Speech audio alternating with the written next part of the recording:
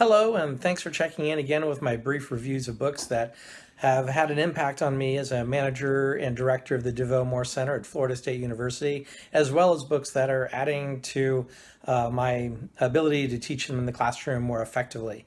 Today I want to talk about John Lee's book, Can China Fail? This is an interesting book. Someone who has traveled to China and Hong Kong more than 30 times over the last 20 years and having managed research projects in China, I've always been intrigued and I continue to follow the events in China and whether or not it's actually going to be the kind of country or economy that's going to take over the world. And what I like about John Lee's book is that it really casts some skepticism on all this bullish talk about China. I think when you're on the ground in China, you realize that things aren't going quite as smoothly as everyone might think they would just by looking at the numbers of the growth statistics. So my three takeaways from John Lee's book are a couple. One is, and in finance in particular, things aren't going nearly as well as people might think. In fact, what China has been doing is dumping a lot of money into the economy, and a lot of those have been through loans and debt, but it's not necessarily the kinds of investment that is boosting the economy itself. There's a lot of money going into the economy through spending, but a lot of that is debt. And you can't have your loans not performing. And there are very high levels of non-performing loans in China.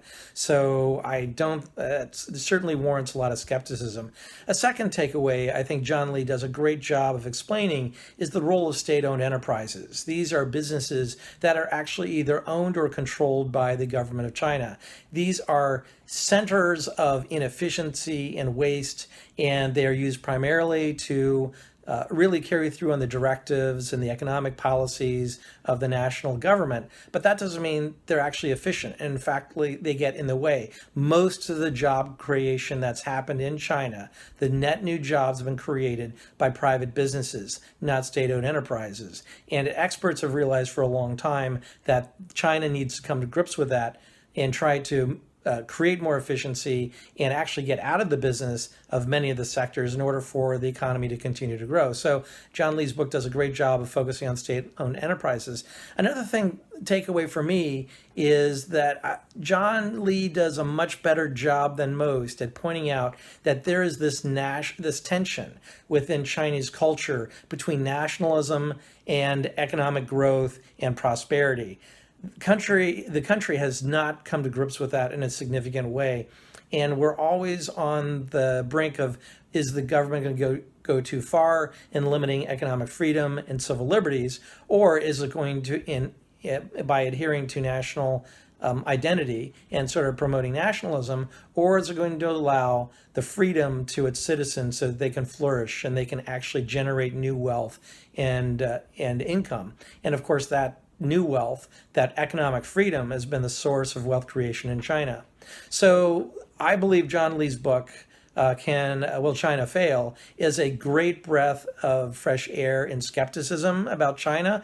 It is a little dated at this point, having been published I think I picked it up in 2010. But I still think this book really is relevant to today, and it really gets us to focus on some of the long-term tensions and conflicts in the economy of China, as well as politically and in culture. The book's full of lots of other good information, lots of good insight, and this really should be on the shelf of anyone who's interested in international trade, globalism, economic growth, and world development, and looking at the long-term consequences of the role of China in that space.